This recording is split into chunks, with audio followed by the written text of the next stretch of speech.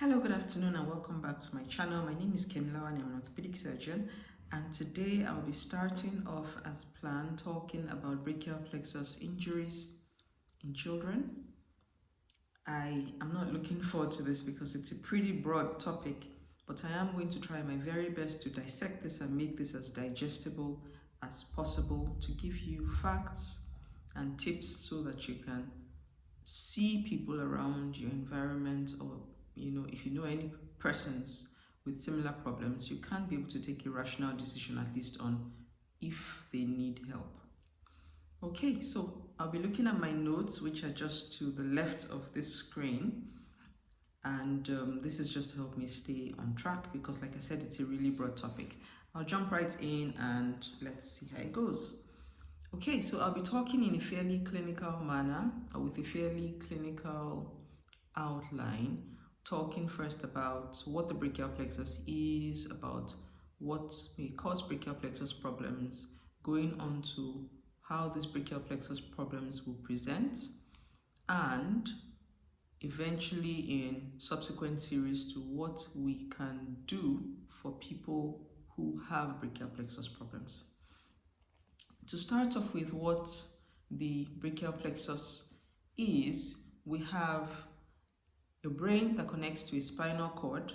The spinal cord runs down the entire length of our backs and sends out nerves periodically right from the base of the brain right down to its lowermost limits in the lower back. Now, the brachial plexus is a special term given to a group of nerves that come out from the spinal cord around the region of the lower neck and then eventually go into our shoulders and our arms and our forearms and our hands to supply the muscles in these regions and to help us to be able to power them. So essentially, the brachial plexus, like I said, is the term that is given to this special group of nerves that come out from the region of the lower neck, roughly speaking, and then essentially serve to go into the muscles that move our shoulders, our elbows, our forearms, our wrists, hands, and fingers. Now, people who have brachial plexus injuries, again, it's a broad term used for persons who may have had injuries to this special group of nerves at different portions of their own special anatomy. Now, the term brachial plexus was first, or birth-related brachial plexus paralysis was first used in 1764. So we have known for a long time that these injuries to these special nerves can occur in small children as a result of problems that may have occurred during the delivery process. It has been, again, classified in different ways by different persons. So you have lots of people talking about things like Erb's palsy. And Erb was a man who first described one of the patterns of possible injury to the brachial plexus. Klumpke was another man who described another bit of the patterns of possible injury to the brachial plexus, again in this special group of persons who have had the injury due to the delivery process. The incidence and the severity of brachial plexus, unfortunately, have continued to mirror the sophistication of the delivery process, essentially the sophistication of the obstetric care that one has. More recently, we're finding that even in places where they have decent delivery or maternity or perinatal processes, you may still have an increase in brachial plexus because people are having bigger babies and people are trying not to do too many cesarean sections.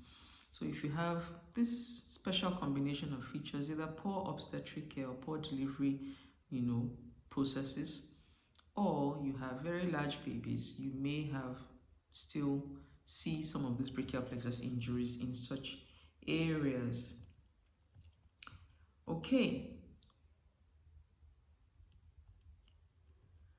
So what are the specific risk factors related to delivery. Like I said, first, big babies tend to have a higher risk because they can have a bit of challenge trying to get them through the birth canal, leading to some bit of pulling or pushing or use of specific, delivery gadgets like forceps or vacuum extraction to try to get the babies out of the birth canal safely. And all of these things can put some risk to the brachial plexus. Like I said, these nerves are coming from around the region of the neck. So imagine if you have any situation where you have the child being pulled, to try to get the shoulder out, or pulled in that way to try to, get the body delivered, you may put some strain on the nerves that are located around there and going down there. And that stretch or pull for a really small baby, a newborn, might just be too much for the nerves to cope with, and this can lead to injury to the nerves, even though you may not physically see anything like a bruise or such on the skin. Okay, the other thing that would be a risk, of course, is if you've had a woman who has had one child who has already suffered a brachial plexus injury, then her subsequent pregnancies, delivery must be extra careful because she continues to have such a risk until you are sure of exactly why she had the first challenge with the previous baby. You can't rule out the possibility of that problem with the new delivery. The other thing, of course, would be, like I said, there's some situations in which the mother has abnormalities of the uterus, so the uterus itself might be a bit abnormal, leading the baby to lie in a slightly unusual position, leading to a situation where, of course, the delivery then becomes a bit tricky and you need to do some maneuvers to try to get the child out. The summary of all of these things is that as much as possible, the things that are preventable must be prevented, and all deliveries must be properly supervised by appropriately trained persons who will then be able to pick up on the fact that they may be having a challenge with a particular woman's delivery and be able to then act appropriately to try to reduce the risk of, problems with the baby, which may lead to brachial plexus injuries. Okay, so what are the other things that we find with brachial plexus injuries? Like I said, if you've had a difficult delivery, you've needed to have forceps or vacuum, a bit of pushing and pulling. Some of these children go ahead to also have fractures. I will tell us later on when I start talking about the clinical features or the things we see that tell us a child may have brachial plexus injury, about the particular importance of having fractures in addition to a brachial plexus injury. So we may have fractures, often fractures of the collarbone or fractures of the arm bone, and sometimes even fractures of other parts depending on how difficult the delivery was. But the collarbone and the arm bone are probably the most common that we see in addition to brachial plexus problems. Of course, some of these children as well may have something called Horner's syndrome, in which case you have, in addition to the nerves that supply the muscles, you have some special nerves that control things such as sweating and eye movement, and you may have a child who has brachial plexus injury who is unable to open up one eye fully on the side where the brachial plexus injury has occurred. So you have a child who has an eye that's unable to just open as well as the other one on the affected side.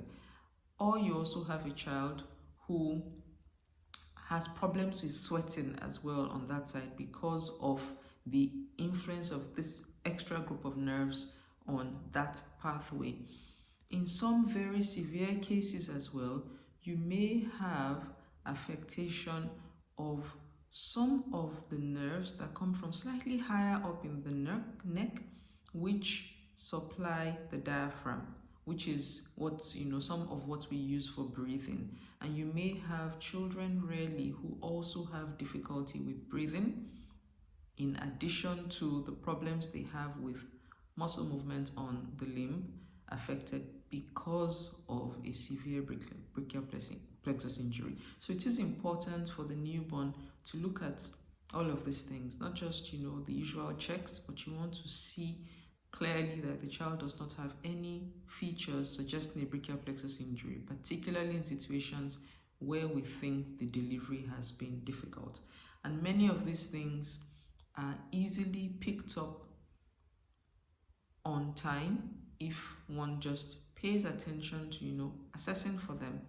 And of course, this is where I say the mother is almost always right, particularly when she has had other children, and it's worth being sensitive to what she is picking up on, because often the mother might be the very first person to pick up on a problem.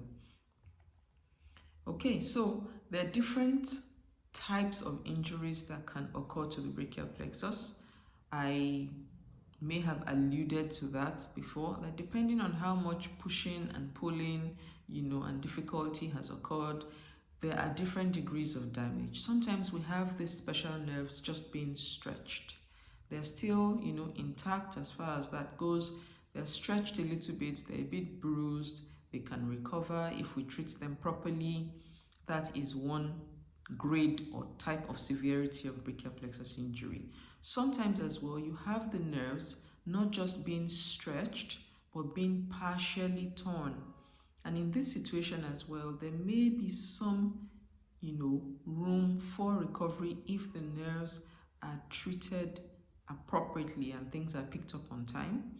And you have situations where the nerves are not just partly torn, they are completely torn, completely detached. And of course, in these situations, recovery becomes a very, very difficult and sometimes even impossible thing, to put it quite bluntly. So I wouldn't bother us with the technical terms for this, but just for us to know that yes, sometimes nerves can be stretched or slightly bruised, but they're still intact. Sometimes nerves can be partially disconnected, and sometimes nerves can be completely disconnected.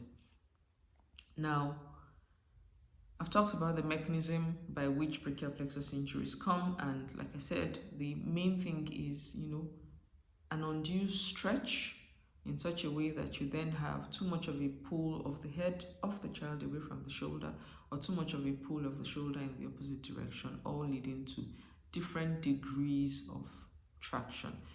Now, the location of the pull or traction affects what portion of the special brachial plexus nerves are affected, but I wouldn't go too much into this because often these are things that happen so very quickly that it's difficult to be discussing in retrospect exactly how much push and pull occurred and what level of what was a bit too much. Having said that, it is useful to say that we rarely ever see brachial plexus injuries in children who have been born by cesarean section. However, it is not impossible that you will have a child who has been born by cesarean section still developing a brachial plexus injury, because sometimes you may have situations where there is a bit of difficulty in delivering the child. Okay, so different groups of brachial plexus injuries based on the pattern of presentation. Generally, we want to know which group of muscles are affected and if they are partially affected or completely affected.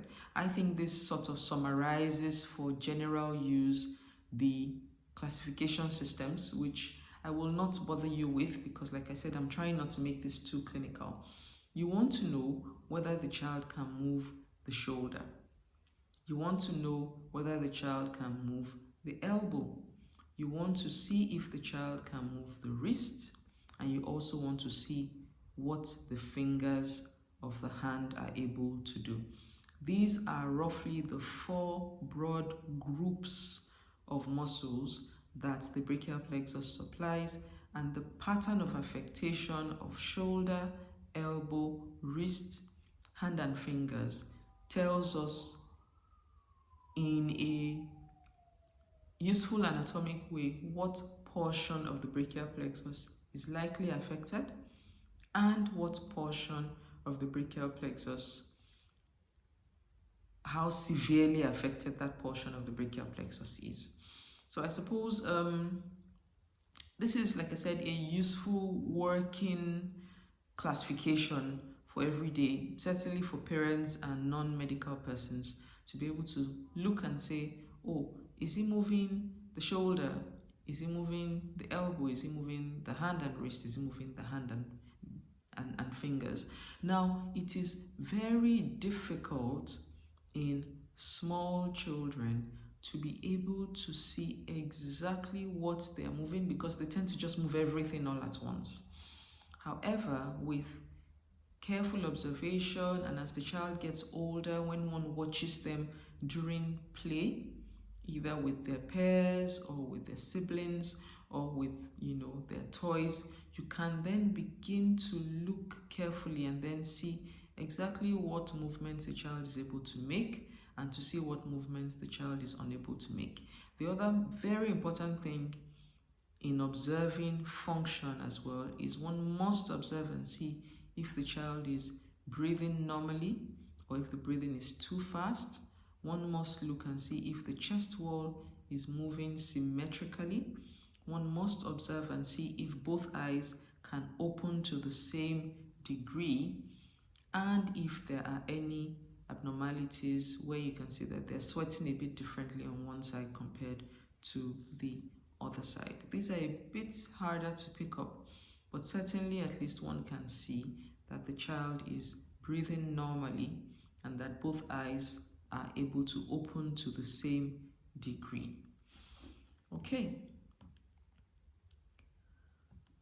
All right, so I think it would be perhaps useful to stop at this level today so that it's not too much information.